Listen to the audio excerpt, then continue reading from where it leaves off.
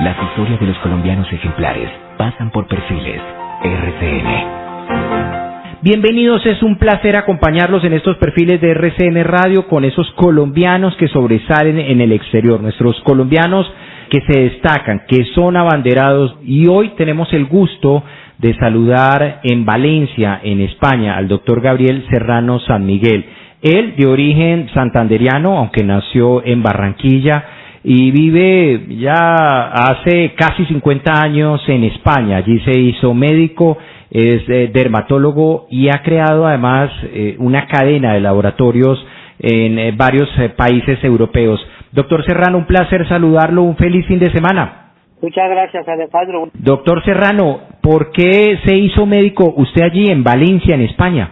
Bueno, mira, esto es una historia muy peculiar porque yo estaba terminando en Barranquilla en el Colegio San José el bachillerato y mis papás se habían ido a Estados Unidos. Mi padre es cirujano, era cirujano, y entonces ellos migraron hacia allí. Yo me quedé terminando el colegio y cuando regresé a Estados Unidos pues había una guerra, que era la guerra de Vietnam, y entonces mis padres me siguieron que yo fuera a Europa.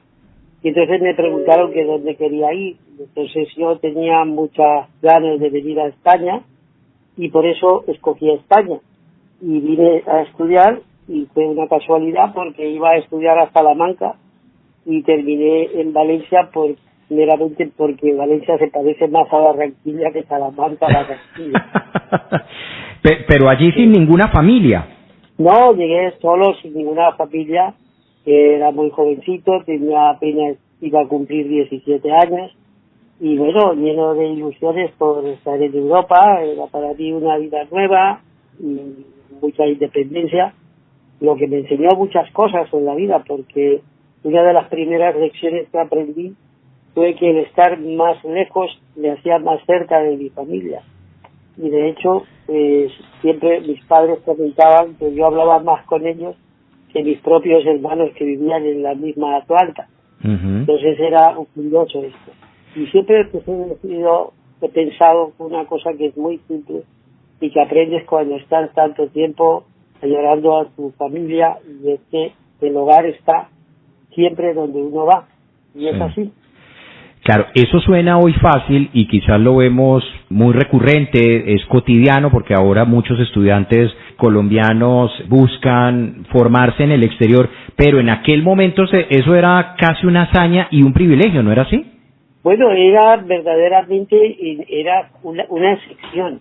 Y un día que también un privilegio, porque entonces los estudiantes y los colombianos no teníamos mala fama, la fama mala vino después. De hecho nos trataba muy bien en la universidad y éramos muy poquitos.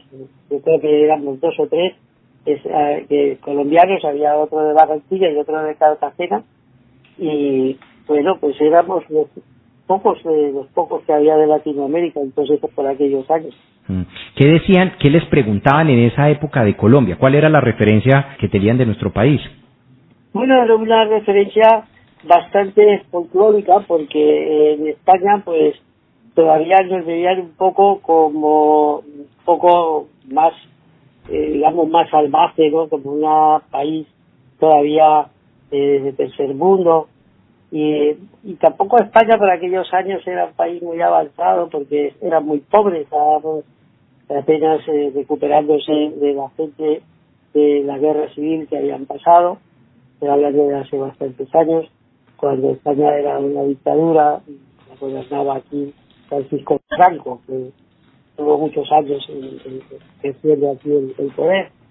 Pero bueno, fue una época muy buena, porque de verdad que entonces la gente trabajaba mucho, la vida familiar era verdaderamente maravillosa.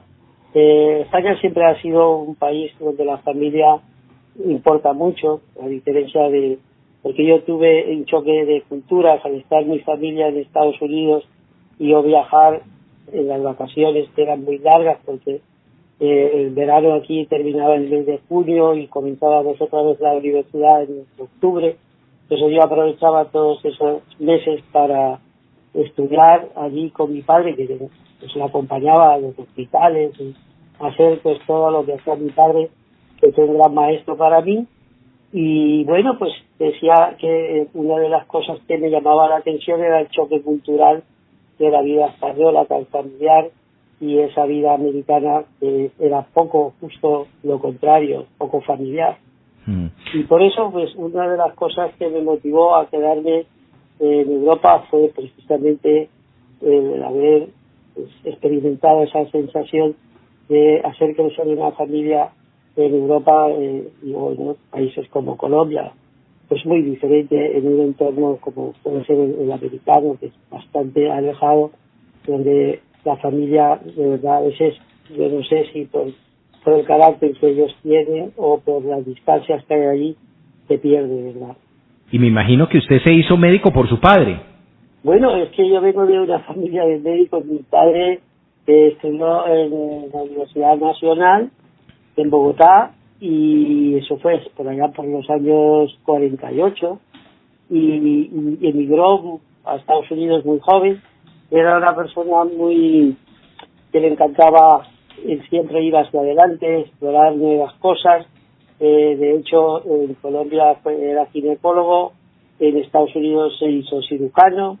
Después de que estuvo de cirujano, ejerció durante casi 70 años y no pudo operar, entonces se transformó en médico de familia, que volvió a estudiar.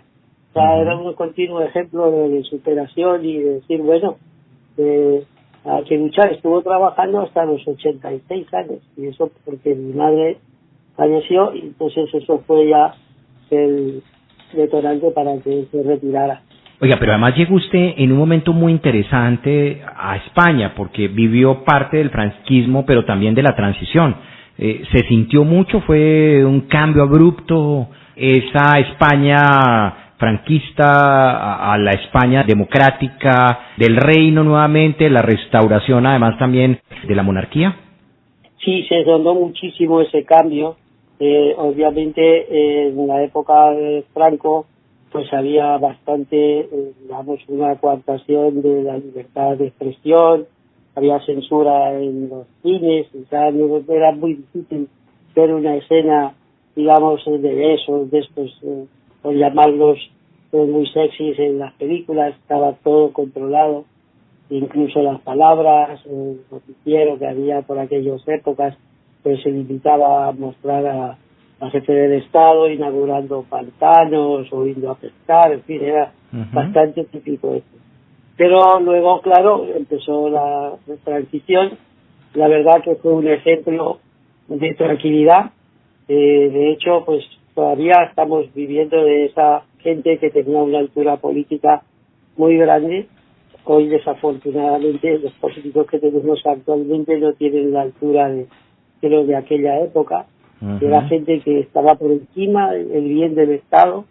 De verdad, estuvo Adolfo Suárez, que incluso se pusieron de acuerdo en una serie de gente que era antagónica, como era Felipe González, era Adolfo Suárez, el mismo Santiago Carrillo, en fin, unos personajes que eran irreconciliables, pues llegaron a un acuerdo y al final se hizo ese pacto que terminó en la Constitución que tenemos actualmente, y que, bueno, que ha funcionado durante muchísimos años, y que ahora, pues, con el tema del independentismo que tenemos aquí en algunas regiones del País Vasco y Cataluña, pues siempre un poco está como en riesgo. Pero yo espero que eso sea un tema coyuntural, y que esto, pues la gente tenga la sensatez para seguir la democracia que siempre ha habido aquí.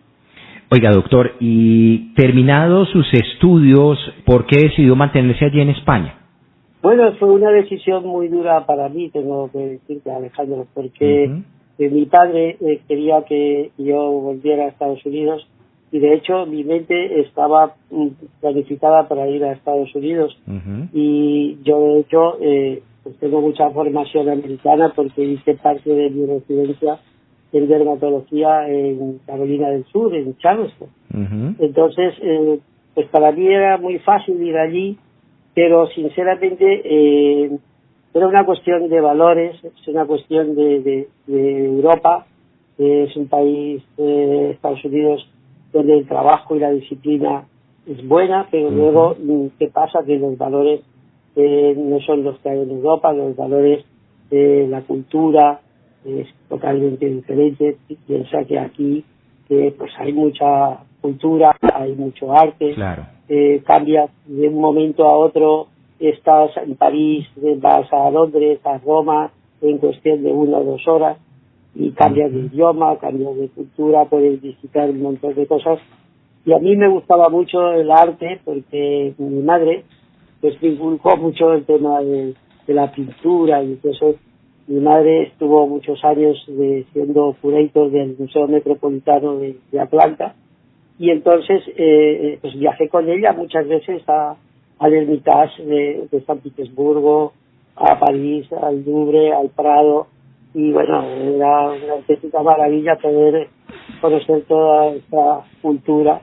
Y luego pues en Europa, pues la verdad es una forma de vida donde la gente pues está en las calles, en las cafeterías, en charla. Para los americanos, muchas veces cuando nos ven en estas terrazas que hay aquí, que ahora precisamente con todo el tema del confinamiento echamos todos de menos, pues es una auténtica nostalgia, ¿no? De estas épocas donde te reúnes con tus amigos, tomas café, hablas de muchas cosas, unas veces de tu profesión, otras veces de tus amigos, pero es una forma diferente que para la gente aquí, yo creo que en Colombia pasa igual, la gente es muy sociable y tiene otro espíritu, porque en Norteamérica no existe. ¿Y por qué se hizo dermatólogo? Bueno, eso sí es una pregunta que te vas a sorprender. Pues resulta que mi padre quería que yo fuera cirujano, como era él, ¿no? Y de hecho yo he hecho muchas cirugías con mi padre, bueno, hemos operado de todo. Yo entré a un quirófano con 11 años. Y imagínate que una de mis hermanas pues empezó con una enfermedad de la piel, que aparecen manchas blancas, y bueno, ahí mi padre y mi abuelo hacían mucho caso, y empecé yo por un poco a robarle los libros de dermatología que tenía mi padre en la biblioteca, y empecé a aficionarme, y me pasó lo que Don Quijote, de tanto leer libros de caballería, de dermatología en estos casos, terminé siendo dermatólogo. Y así, pues, llevo toda la vida, ha sido dermatología, desde residente, luego fui profesor adjunto de mi departamento, luego fui el jefe clínico, luego fui el jefe de servicio y luego profesor de mi misma universidad donde yo estudié. ¿Qué sucedió con el resto de compatriotas colombianos que también estaban allí en Valencia en ese momento cuando usted llegó? Bueno, pues uno de ellos terminó medicina y la verdad que sinceramente no la ejerció prácticamente más que 3 o 4 años. Luego no sé por qué se dedicó a otras cosas y se casó con una señora que tenía un negocio de fotografías, y bueno, para él como que fue más cómodo. Era de Barranquilla precisamente, y en alguna vez que viajamos a Barranquilla él vino conmigo, le gustaba acordarse de la época de la facultad, y bueno, pues eso.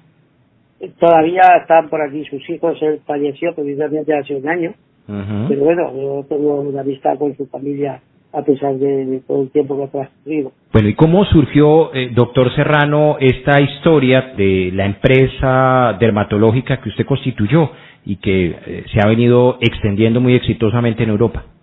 Bueno, pues yo soy uno de los pioneros de lo que se conoce hoy como la dermatología, la dermatocosmética.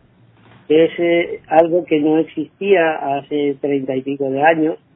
Nosotros no teníamos productos para el cuidado de la piel, eran muy malos, no tenían ni tampoco los ingredientes que debían tener, ni los pHs que deberían tener un producto.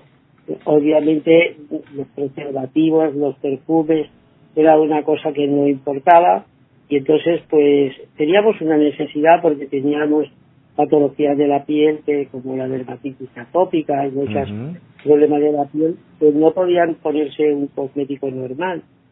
Entonces yo decidí que teníamos que crear esto y empecé tímidamente a crear primero una serie de 15 productos que fueron muy bien y constituyeron los primeros 15 productos de nuestra empresa, de Senderma.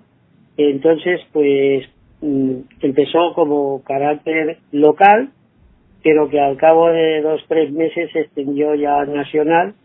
Y por aquel entonces yo me callaba, porque claro, yo toda la vida, al haber estado entre tantos continentes, desde Colombia a Estados Unidos, a Europa, pues siempre había pensado en internacional todo, y así ha sido toda mi vida. De hecho, yo he estudiado siempre libros en inglés, y cuando pasas por cualquier oficina de nuestra empresa, en todas partes, todo está regulado en varios idiomas, pero sobre todo inglés, castellano, y ahora últimamente chino, porque tenemos bastante relación con China. De hecho, hace 2 años inauguramos nuestra oficina en Shanghái, y allí pues he aprendido mucho, y precisamente ahora que no podemos viajar, uno de los sitios que más echo de menos es ir a Shanghái, porque es una ciudad vibrante, es una ciudad que enseña mucho, y yo la verdad que tengo un enorme cariño por esa cultura china. Hay gente que no la entiende, pero es una cuestión que cuando desconoces de cerca, y incluso a veces has tenido algún contratiempo, aprendes de todo ello y ya manejas mejor la situación, que es como nos pasa a nosotros ahora, que tenemos muy buena relación con China. Es que estamos conversando en estos perfiles de RCN Radio con el doctor Gabriel Serrano San Miguel, médico dermatólogo, vive hace más de 50 años en España, ha constituido además allí no solamente su carrera profesional, sino personal, familiar, tiene una empresa dedicada a los servicios de dermatología, de cosmética. Y doctor Serrano, le pregunto porque siempre este tema de la cosmética genera mucha controversia. ¿Son efectivos o no esos productos de belleza? Porque hemos conocido en el caso de Colombia de muchas empresas constituidas por divas de la televisión que terminan cerradas por el INVIMA, porque dicen que hacen promesas que son engañosas. ¿Sirven o no esos productos efectivamente, doctor? Bueno, hay, como todo, hay productos buenos, hay productos malos, y en este sentido yo lo que tengo que decir es que precisamente lo que diferencia la dermatocosmética de la cosmética regular es precisamente en que la dermatocosmética hay ciencia detrás de todo lo que se produce. Es decir, si hacemos un producto desde el punto de vista médico o científico para ser empleado en un problema de la piel, pues obviamente que lo mejor es que lo hagan y lo diseñen los dermatólogos, y con esos criterios pues se formula con los excipientes que toquen, con los ingredientes activos, con los conservantes que no molestan, y todo esto entonces es lo que se tiene en cuenta. Y luego, lo que es muy importante, las concentraciones de cada producto, porque los productos de dermatocosmética, en realidad nosotros los llamamos cosmecéuticos, porque son como un híbrido entre un cosmético y un medicamento. Entonces eso no lo hacen otros productos de tipo cosmético, porque implican más el marketing, es decir, productos que son más dedicados a sencillamente a adornar la piel, pero no a cambiar la piel. Entonces, en el caso de nuestros productos, la gente primero les nota mucha eficacia y una gran seguridad, porque los productos te los aplicas y sabes que te funcionan. Si lo has recomendado para quitar una mancha, te va a quitar la mancha. Y luego nosotros además tenemos un ingrediente adicional, que tenemos productos que son nanotecnológicos, y esos son productos que penetran siempre en la piel, porque por su tamaño, los ingredientes activos se encapsulan en unas burbujas lipídicas que son de tamaño nanométrico, y esto hace que penetren en la piel y lleguen al lugar que nosotros queremos dentro de la piel para reparar el daño que creemos que hay en ese lugar. Y eso es un tema muy importante, y de hecho es lo que está ocurriendo hoy con la nueva generación de productos nanotecnológicos aplicados a lo que se llama los suplementos de la dieta, y hoy hay una nueva generación de productos que se llaman nano nutracéuticos, que son realmente súper eficaces para muchísimos problemas. Y más allá de todos estos éxitos profesionales, ¿constituyó familia? Sí, claro, yo tengo 5 hijos, ¿no? Y la verdad que pues tengo que decir que todos están relacionados de alguna manera con la ciencia. Mi hija Pilar, que ahora tendrá unos 23 años, está becada por la Universidad de Oxford, porque ella es farmacóloga, doctora en farmacología, pero al terminar y hacer su tesis doctoral en nanotecnología, ahora está estudiando nanomedicina en Oxford, y bueno, eso va a ser de las primeras mujeres nanomédicas del mundo. Qué orgullo, es una carrera qué orgullo, nueva, sin lugar a dudas. Y, bueno, luego mis otros hijos, tengo otro que es farmacéutico, y también estuvo en Francia 2 años de nanotecnología, y luego el más pequeño de todos, que tiene ahora en estos momentos unos 21 años, es también farmacéutico, está terminando farmacia. Ya en la empresa nuestra no te aburres porque siempre estás hablando de cosas científicas, y es verdaderamente apasionante que poder compartir con tus hijos estas teorías, ¿no? A mí me llega mucho que ellos han cogido ese virus del padre para que luego sigan por esta vía de la ciencia. ¿Qué dicen cuando vienen a Colombia ellos? ¿Les gusta nuestro país? ¿Se sienten parte de Colombia? Tengo que decir que todos mis hijos llevan a Colombia, primero todos tienen pasaporte colombiano, entonces ya desde muy pequeños ellos han oído hablar de Colombia. Yo tengo aquí en mi casa un mapa muy grande que precisamente está también en la embajada de Madrid, porque cuando estaba el señor Rodado de embajador, vino un día a visitar, no sé, de Barranquilla, vino un día a visitarme allá a Valencia, y encontró ese mapa en mi oficina y me dijo que se lo regalara. Entonces hice una copia, es un mapa muy grande con todo el ecosistema colombiano, que precisamente encontré en Colombia hace muchísimos años, y es un mapa que es un tesoro porque está todas las regiones de Colombia con su fauna, sus ríos, su flora, un mapa muy bonito. Entonces yo ese mapa lo cogía y a mis hijos les contaba historias de Colombia, pues que inventadas, ¿no? Pues la fauna que hay allí, las serpientes, los animalitos, los monos titís y todo eso. Entonces se hacía una serie de historias que entonces echaba cuentos por las noches para dormirlos y eso, y al final pues mira, ellos han crecido como me pasó a mí, con un amor muy grande por Colombia, y cuando van a Colombia pues no se quieren venir, siempre están, papá, ¿y cuándo volvemos? El último viaje estuvimos en el eje cafetero, en toda la zona de Armenia, Pereira, bueno, lo pasamos maravillosamente, y estuvimos también en toda la zona de los Santanderes, especialmente en Barichara, que es una ciudad que... No, pues que Santander es maravillosa, ¿no? Es un departamento fantástico. Impresionante todo aquello, todo el cañón del Chicamocha ahí, en toda la zona de Bucaramanga, la Mesa de los Santos, bueno, fue espectacular ese viaje. Sin lugar a dudas. Oiga, doctor, después de tantos años, ¿qué es lo que más extraña de Colombia? ¿Qué echa de menos? Pues tengo que decirte que a mi abuela, porque si alguien en mi vida determinó el cariño hacia Colombia fue mi abuela, porque cuando yo me fui de Barranquilla recibía todas las semanas cartas de mi abuela, por muchísimos años. Si te digo que fueron a lo mejor 15 años, es así. Ella me mandaba todas las semanas recortes del Heraldo de Barranquilla con todo lo que pasaba en Barranquilla.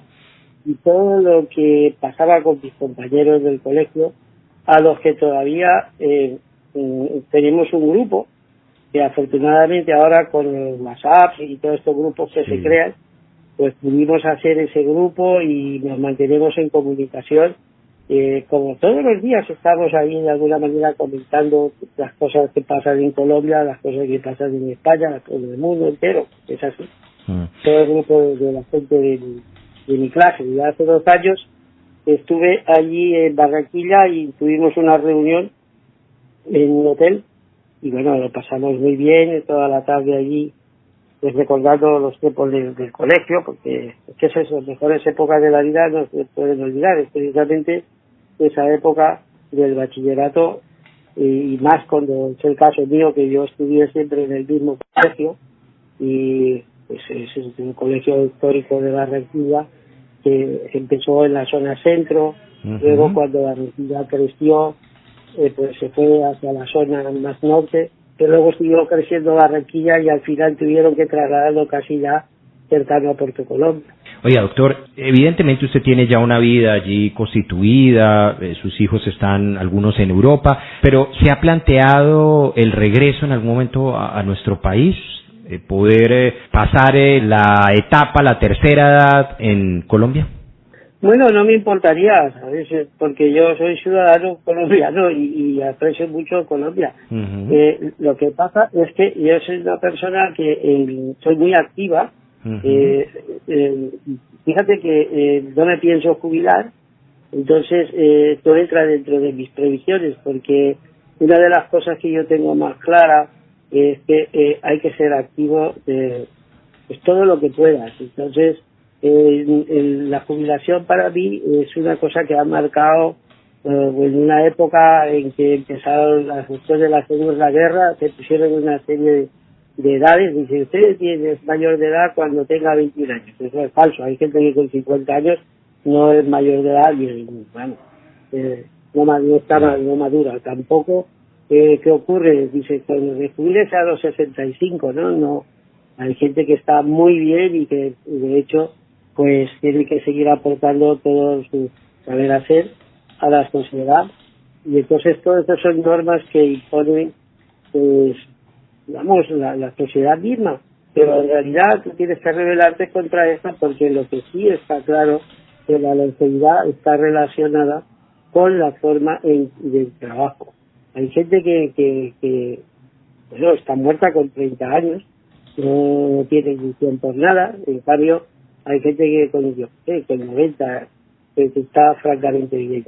Hace poco veíamos una película hindú que es muy bonita, se llama 102 y es una historia verdaderamente espectacular donde un padre que tiene 102 años tiene que cuidar de su hijo que tiene 70 porque su hijo le pide que lo ingrese en una residencia de ancianos. La película termina de una manera maravillosa porque dice el protagonista de la película, que es el de 102 años, que realmente no se puede morir mientras se vive. Pues, doctor, lecciones que siempre nos quedan ahí. Nos da mucho gusto haber conversado con usted, un privilegio. Gracias por lo que hace también por nuestro país, por dejar muy en alto el nombre de Colombia, y muchos éxitos. Y esperamos tenerlo pronto de vuelta en Colombia, para que pueda seguir aportando su experiencia y su conocimiento y toda la energía y el entusiasmo que le imprime a sus labores profesionales. Gracias de nuevo y un abrazo muy fuerte. Hasta luego, Alejandro. Muchas gracias. Y a ustedes gracias también por estar en la sintonía de estos perfiles de RCN Radio. Sigan aquí en la programación porque esta es nuestra radio.